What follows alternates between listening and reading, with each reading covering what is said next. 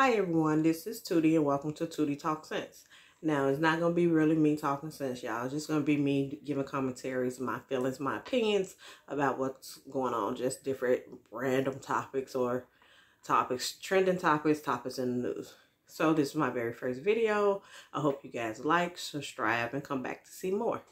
So I figure I'd start off with my YouTube journey. So initially I started off just, watching music videos and things of that nature on YouTube.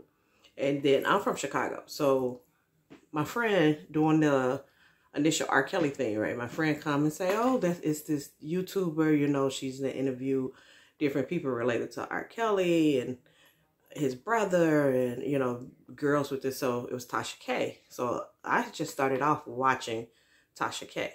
Now, through Tasha K, I had started watching Storm Monroe and I want to say Lovely T, Funky Dineva, and Larry Reed.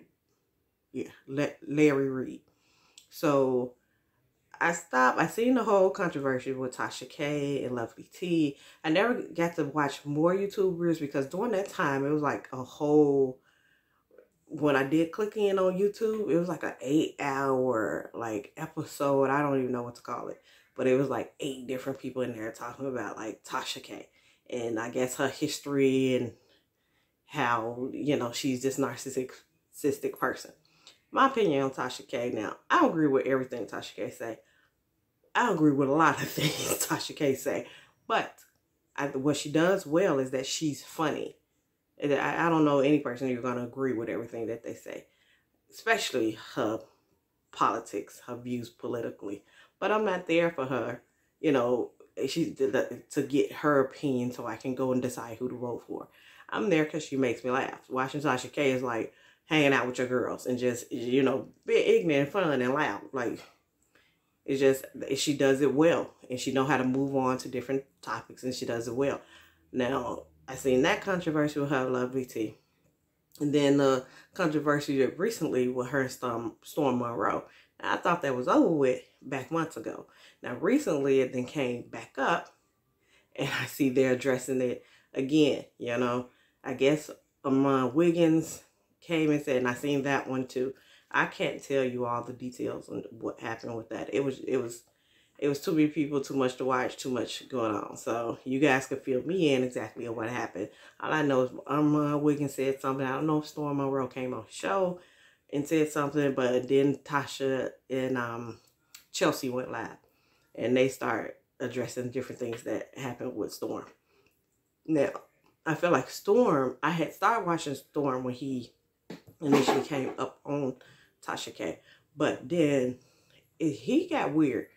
Then later you found out that he was, with the, honestly, don't know the guy name. But it was the guy that Tasha interviewed that was dating Chelsea where the whole blow up happened. Because Storm, I felt like Storm was funny, but, the Wonder Bread and all that.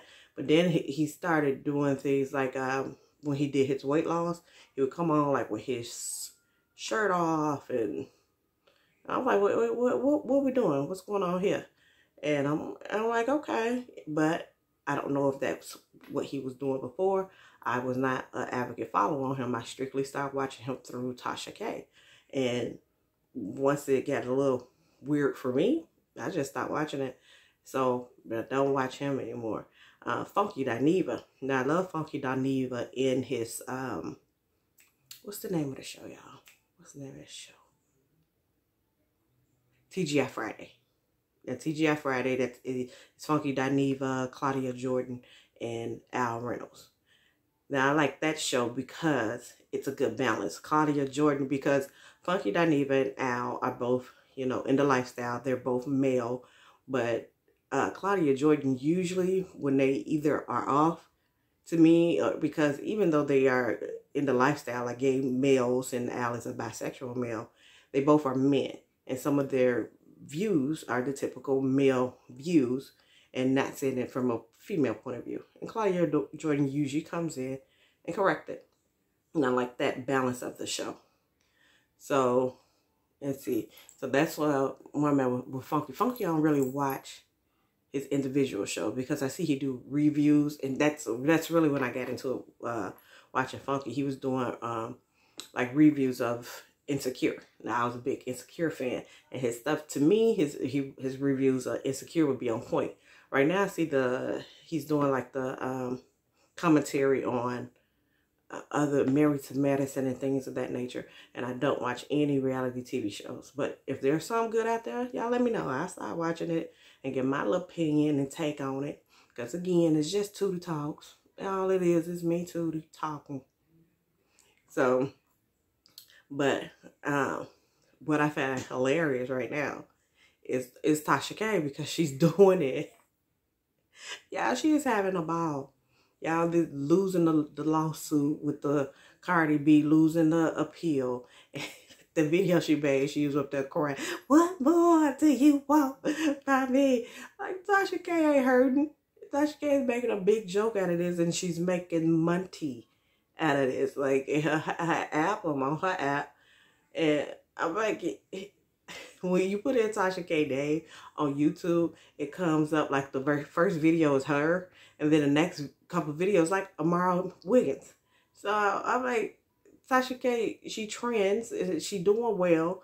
It says she lost her house, and I really think that's all of a ploy and things like that. When you owe somebody money and comes down to court, and you got to reduce assets and stuff like that. She's doing it smart. She's doing it right. She then took most of her context. Now she'll go on YouTube and say, "Hey, I'm finna go live on my app," and things of that nature. And she'll drop some things on YouTube. But if y'all want to know what's going on, you got to, want to be the first, because people want to come do commentary on it. So you have to go over to her app. She's doing right. She's doing exactly what she's supposed to do. Having everybody talk about her. Have everybody put her name. Look, I'm on this video talking about it. Every blog that I didn't watch, it's something talking about it, and every time and every step when she was going to trial and her appeal, and she didn't move out her house. Like, they watching her every move, and she's pretty much getting paid for it, because people want to know what she doing. So at the big picture, if she didn't made over that time, the videos that she was making about Cardi B, and I know she hit after the appeal, she had hit if I'm not mistaken, she hit the 1 million mark before the appeal. Then after the appeal, she lost some subscribers, then hit it again. Not after the appeal, after the first trial. She lost some subscribers, then hit it again. So, and then she hit the 1 million mark again. So I'm like, baby, if she'd made over 4 million during that time making them videos about Cardi B, she pretty much won. So I'm like, a lot of people need to take note. See, I want to see what you're doing, how you get your views, what's your plan, because I need some monies. I want some monies too, okay? But that's just my journey, y'all. I'm done with that subject. I just wanted to tell y'all my journey, how I got here, and don't know much about YouTube. I'm just over here sharing my little feelings about what's going on. Now, the one subject that I do want to touch on today, that I want to see how everybody feel about it, because I got my personal opinion on it, and I have my personal experience that I had with it. So I seen it was Target getting sued for, well, there's claims, I don't know if the lady is suing them, but there's claims she did a TikTok video about how she was applying for jobs at Target, and under her name, which I want to say is Notori Green, and she wasn't getting any call back from them. Then she applied under her assumed name, a white name pretty much, and then she got an interview. So then when I looked into it, this is not the first time that Target has been in trouble for racist hiring practices. And I'm like, I said, that's the topic that I really want to touch on, is what is everybody's personal experience as far as with their name. Now, my name is what I will call a unique name. For me, growing up, the only time that you really get your name is Ghetto, or, it is typically from the Black community.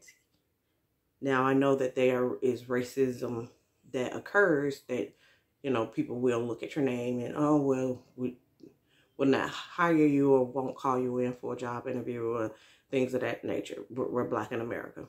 It's been done. But my personal opinion about the name is to name your kid what you feel like naming your kids. I feel like people come and say, "Oh, your name Ghetto, your name Your name is why your mama named you that?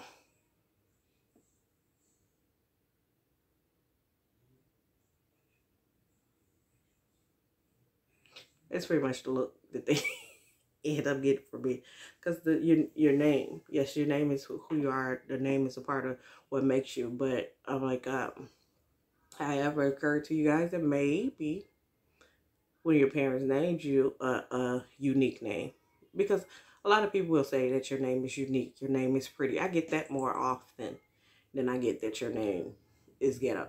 As I said, I only get your name is ghetto from black people. Now, whether the other culture and everything thinks it, they may think it, they just don't say it. But maybe your parents wasn't thinking about, oh, well, you getting a job. Maybe they had visions of you owning your own company where you wouldn't be worried about getting hired, but you would be the one doing the hiring. Message. Maybe the name means something to them. There are some names that we ain't gonna lie, baby. There's some names out there you like. Clitoris. Why you name your baby Clitoris? But don't know. You know, you guys tell me your personal experience about, you know, what your name is and things that you have heard about your name.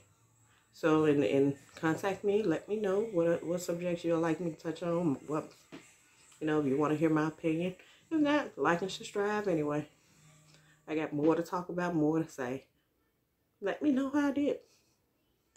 But that's just my opinion.